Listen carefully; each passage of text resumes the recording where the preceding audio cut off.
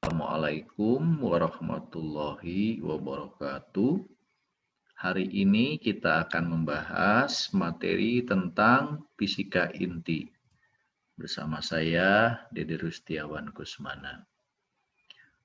Baiklah, kita awali dengan pemahaman tentang atom dulu ya. Nah, kata atom muncul dari seorang bernama Demokritus dari bahasa Yunani, yaitu atomos yang berarti tidak dapat dibagi. Kemudian muncul lagi teori atom dari John Dalton yang mengatakan bahwa atom merupakan bagian terkecil dari materi yang sudah tidak dapat dibagi lagi. Kemudian ada model atom dari J.J. Thomson. Nah, menurut Thomson, atom adalah bola pejal yang bermuatan positif dan di dalamnya tersebar muatan negatif elektron. Dimodelkan seperti sebuah jambu biji yang telah terkelupas kulitnya. Biji jambu yang tersebar merata dimodelkan sebagai elektron, dan bulatan daging jambu yang pejal dimodelkan sebagai proton.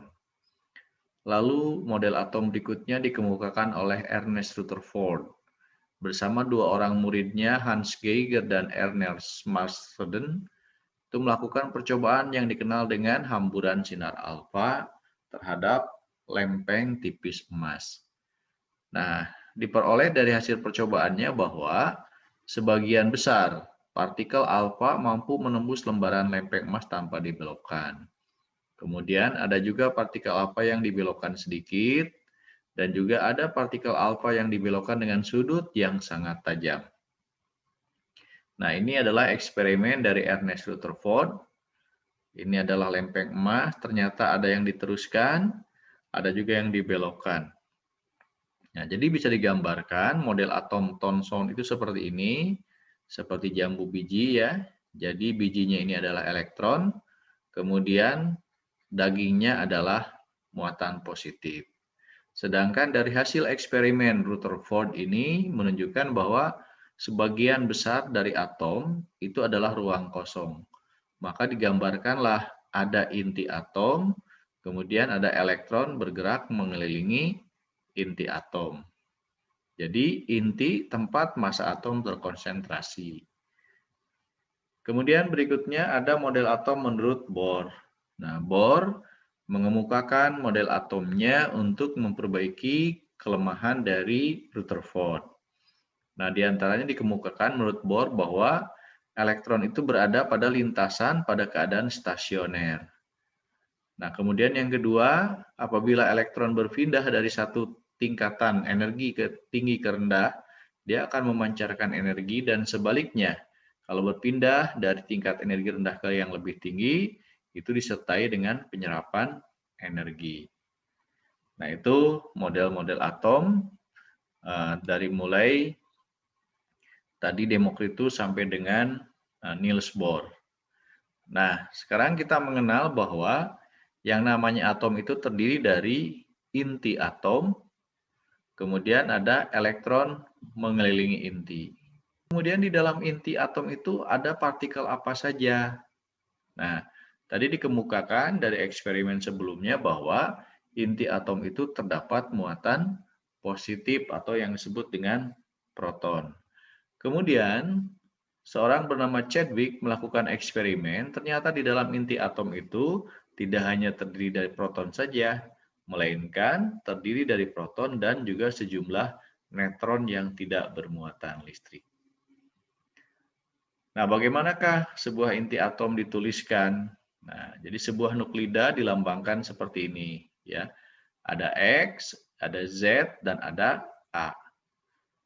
Nah, Z ini disebut dengan nomor atom, kemudian A disebut nomor massa, dan X itu adalah nama unsurnya. Jumlah proton dan neutron di dalam inti atom, jumlah elektron yang mengiringi inti, nah bisa kita lihat seperti ini.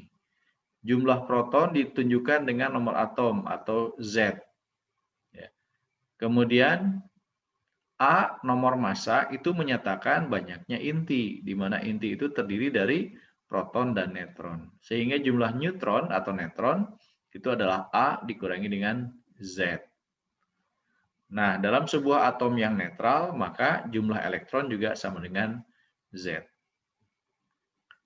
Contoh, ini ada atom karbon. Di dalam inti atom karbon yang dilambangkan dengan C613, berarti nomor atomnya 6, artinya jumlah proton di dalam inti ada 6. Nah, sedangkan di dalam inti semuanya totalnya ada 13, berarti neutronnya adalah 13 dikurangi 6. Jadi sama dengan 7. Kemudian misalnya uranium 92235. Berarti banyaknya proton, ini 92, dan banyaknya neutron adalah A dikurangi Z. 235 dikurangi dengan 92. Jadi 143 neutron. Kemudian misalnya helium 24, berarti protonnya ada 2, dan neutronnya adalah 4 dikurangi 2, sama dengan 2. Baiklah, kita lihat contoh soalnya. Suatu nuklida dinyatakan dengan Kr3692. Nah, pertanyaannya berapa jumlah proton dan neutronnya di dalam inti nuklida tersebut? Berdasarkan penjelasan sebelumnya, berarti ini adalah jumlah proton dan ini adalah jumlah inti ya.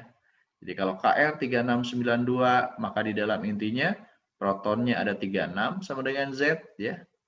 Sedangkan jumlah neutronnya adalah A dikurangi Z. Berarti 92 dikurangi 36 sama dengan 56.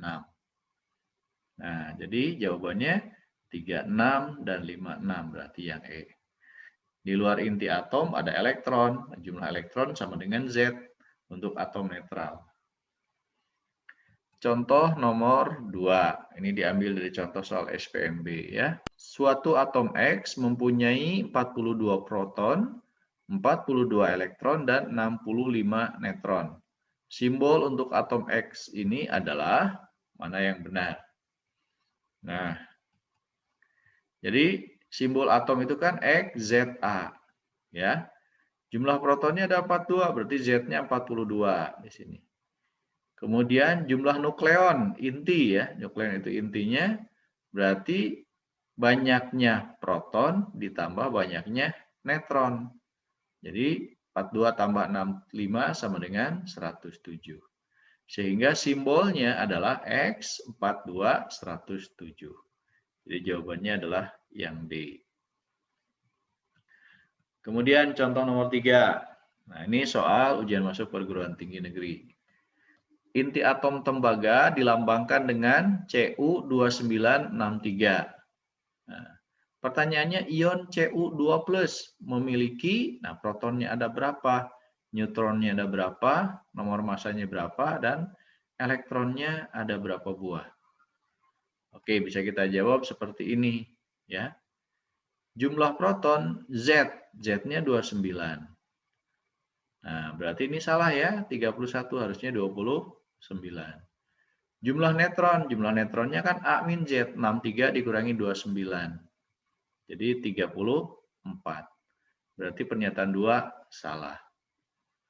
Lalu nomor massa berarti ini 63, bukan 61, salah ya. Kemudian ionnya Cu2+ memiliki jumlah elektron berapa? Kalau dia netral, maka jumlah elektronnya ada 29. Nah, karena dia Cu2+ artinya kekurangan 2 elektron. Jadi kalau 29 berarti dikurangi 2. Hasilnya adalah 27 elektron. Jadi yang benar adalah yang nomor 4 saja. Nah, yang benar nomor 4 saja berarti pilihannya D untuk pilihan kompleks. Lalu berikutnya ada istilah yang disebut dengan isotop, isobar, dan isoton. Apa perbedaannya? Nah, kita lihat isotop. Nah, isotop itu adalah nuklida dengan jumlah proton yang sama, tetapi jumlah neutronnya berbeda. Kalau jumlah protonnya sama, berarti Z-nya sama. Tapi A-nya beda karena jumlah neutronnya beda. Karena ZA itu kan Z ditambah N.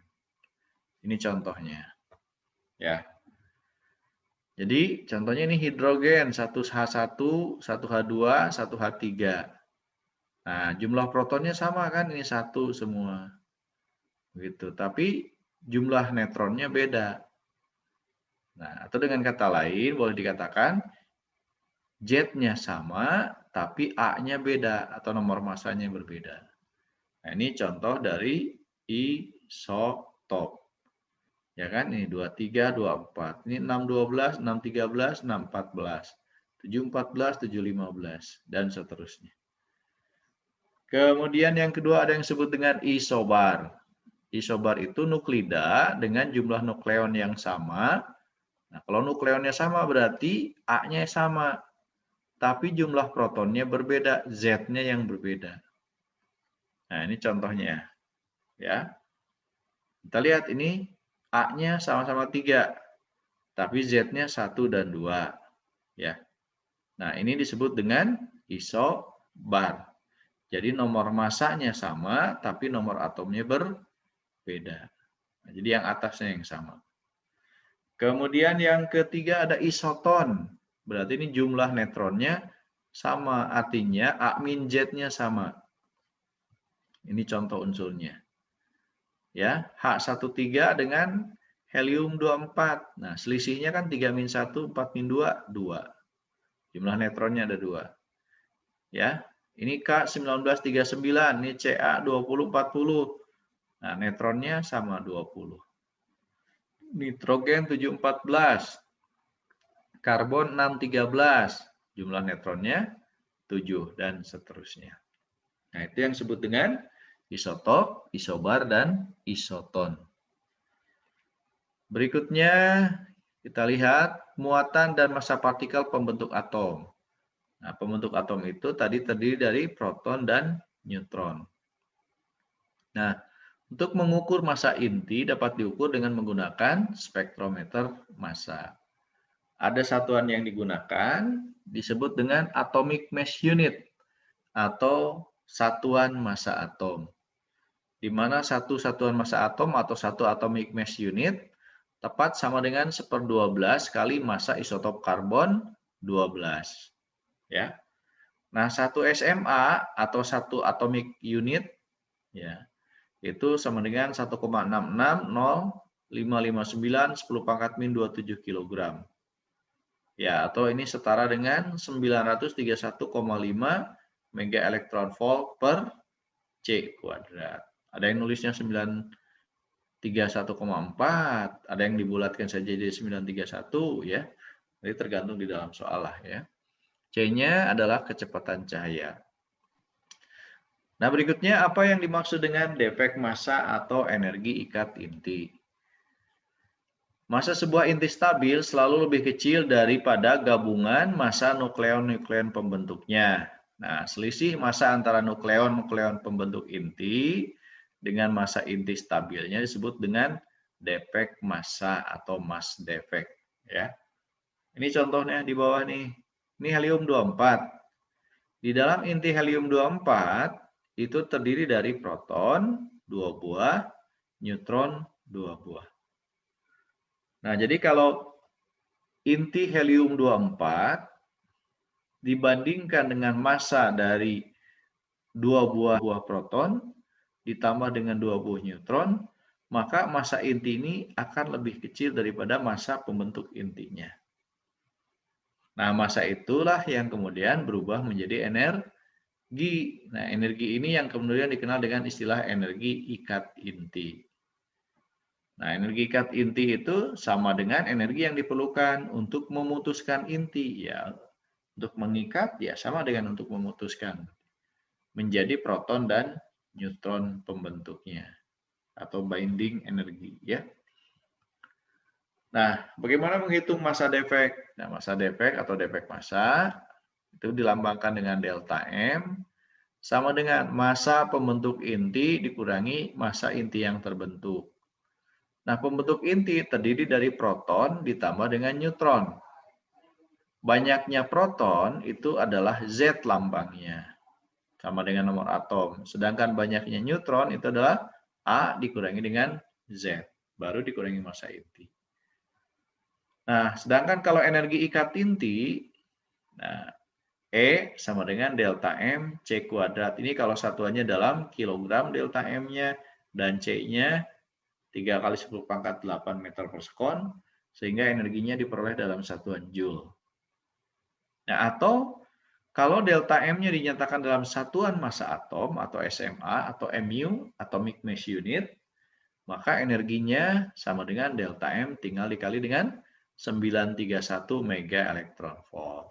Ada yang menuliskan juga 931,4, 5 gitu ya. Nanti di dalam soal selalu disebutkan.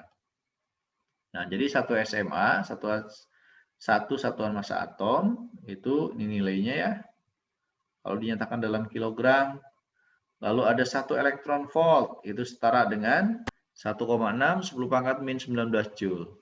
Kalau 1 mega elektron volt sama dengan 1,6 kali 10 pangkat min 13 joule. Jadi dengan menggunakan E sama dengan delta MC kuadrat, maka akan diperoleh bahwa 1 SMA itu setara dengan 931 mega elektron volt. Contoh soal nomor 1. Ada inti atom karbon 612. Massa intinya 12,000 SMA.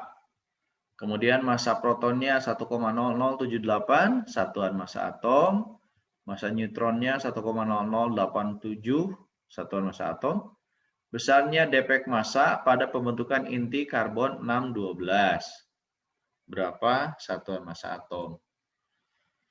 Nah, penyelesaiannya delta M itu atau defek massa itu sama dengan massa pembentuk inti dikurangi massa inti yang terbentuk. Pembentuk inti terdiri dari proton dan neutron. Banyaknya proton dilambangkan dengan Z, banyaknya neutron adalah A-Z. Nah, Z-nya berapa? 6 dari sini ya. A-Z-nya 12-6. Ini massa protonnya, ini A-Z, ini adalah massa neutron, ini adalah massa inti. Nah, maka diperolehlah delta M-nya sama dengan 0,099 SMA atau satuan massa atom. Jadi jawabannya yang A. Berikutnya contoh nomor 2. Ini soal ujian masuk perguruan tinggi negeri tahun 97. Ya, ada massa inti, massa proton, massa neutron, dan kelajuan cahaya di ruang hampa berturut-turut adalah M kilogram, P kilogram, N kilogram, dan C meter per sekon. Maka energi ikat yang benar adalah yang benar rumusnya. Ya. Nah, pertama dari massa defek dulu, itu delta M. Ya, kemudian energi ikatnya delta M kali C kuadrat. Nah, Z kali massa proton. Massa protonnya diganti menjadi P, ya. Nah, diganti jadi P. A min Z kali massa neutron. Massa neutronnya diganti dengan N. Massa intinya diganti dengan M kali C kuadrat. Maka diperoleh energinya menjadi Z kali P plus A kali N min Z kali N min M kali dengan C kuadrat. Maka jawabannya adalah yang C. Kemudian nomor 3. Ya, ini yang diketahui ada massa proton, ada massa neutron, ya. Dan 1 SMA setara dengan 931 MeV atau mega elektron volt. Maka besar energi ikat inti karbon 613. Masanya 13,003 SMA adalah berapa mega elektron volt. Ya, jadi penyelesaiannya energi ikat itu adalah delta M kali 931 mega elektron volt. Delta M-nya adalah Z kali massa proton, A min Z kali massa neutron dikurangi massa inti. Pembentuk inti dikurangi inti yang terbentuk. Z-nya 6, massa protonnya 10078, A min Z-nya 13 min 6, 7 berarti kali 1,0086, ini massa neutronnya dikurangi massa intinya 13,003, baru dikali 931, maka diperoleh 96,824 mega elektron volt. Jadi jawabannya yang E.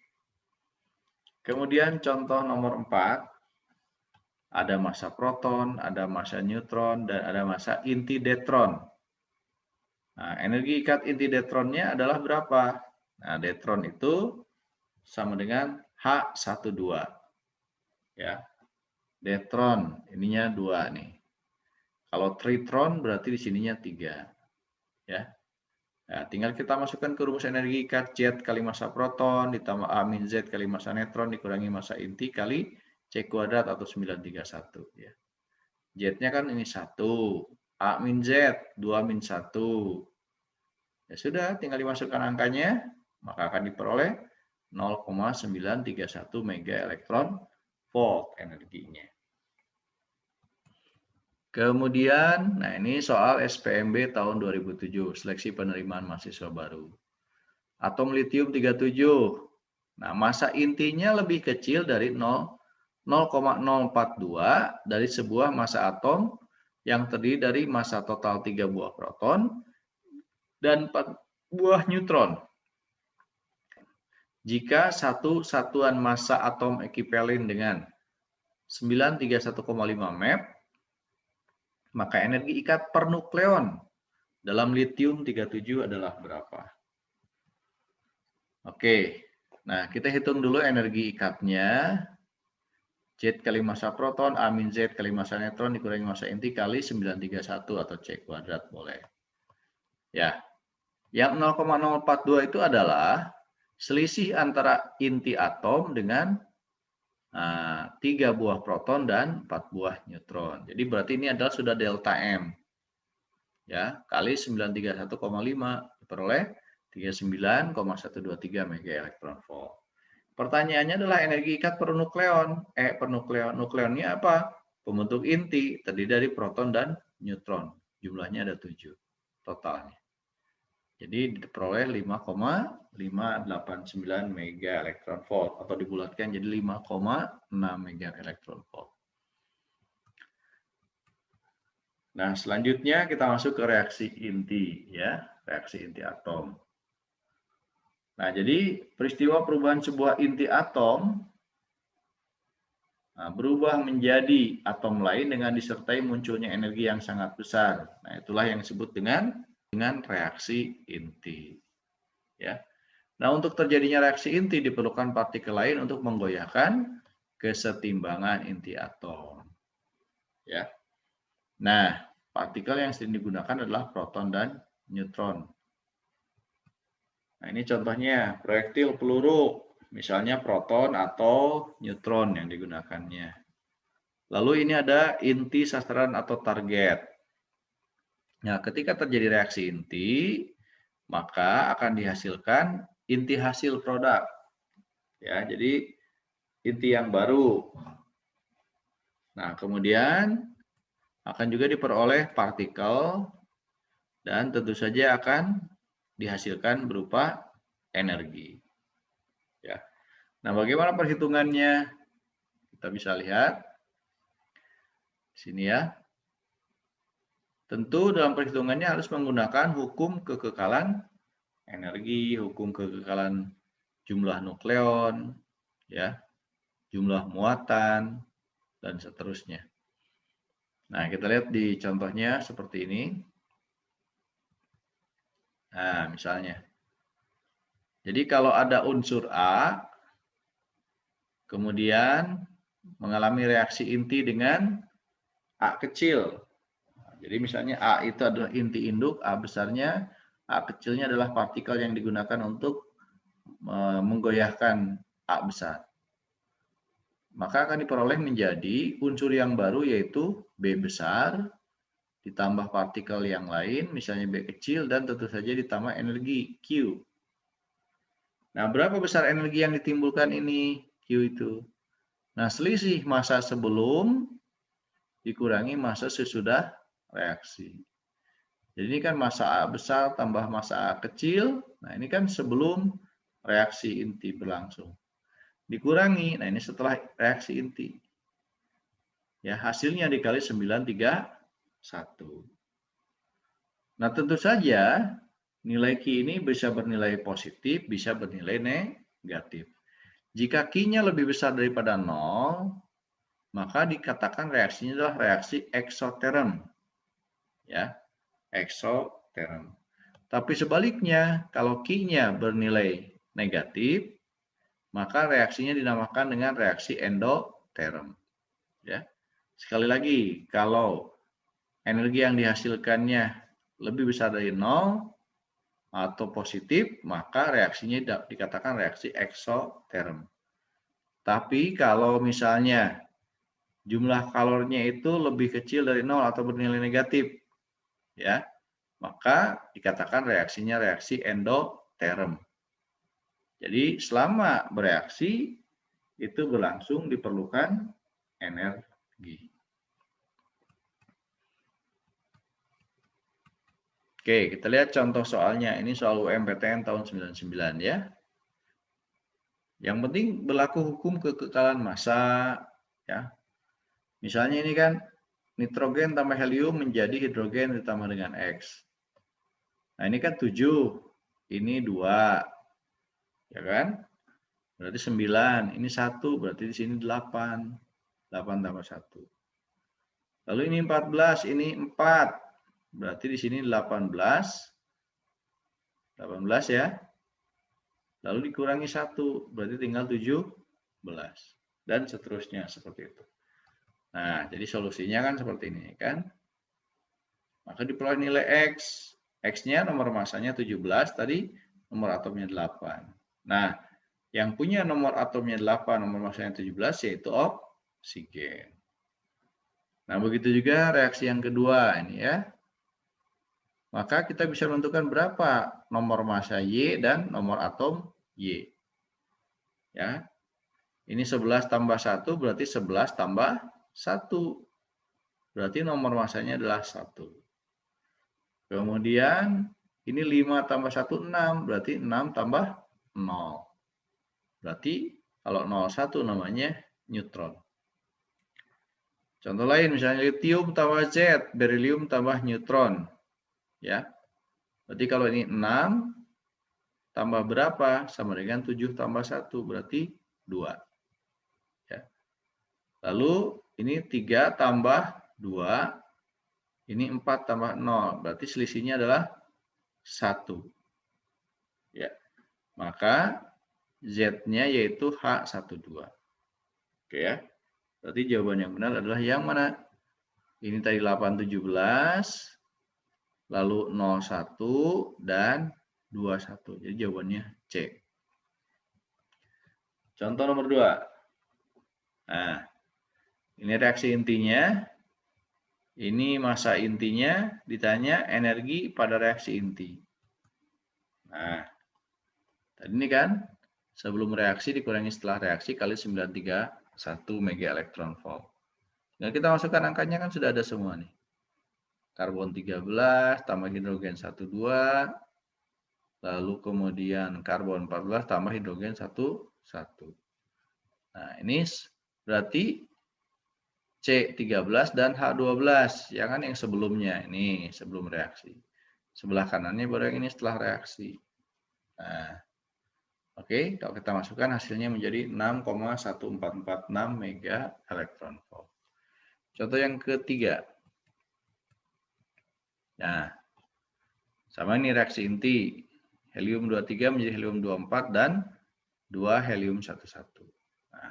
Nah, jadi penyelesaiannya selisih massa defeknya ini kan helium 23 tambah helium 23 ada 2 kali. Lalu yang sebelah kanannya tanda panah ini helium 24 dan maka diperolehlah 0,015 SMA sehingga energi yang dilepasnya adalah kali 931 mega elektron volt. Diperoleh 13,965. Nah, terima kasih atas perhatiannya. Jangan lupa like, share, and subscribe. Nah, terima kasih atas perhatiannya sekali lagi. Semoga bermanfaat. Wassalamualaikum warahmatullahi wabarakatuh.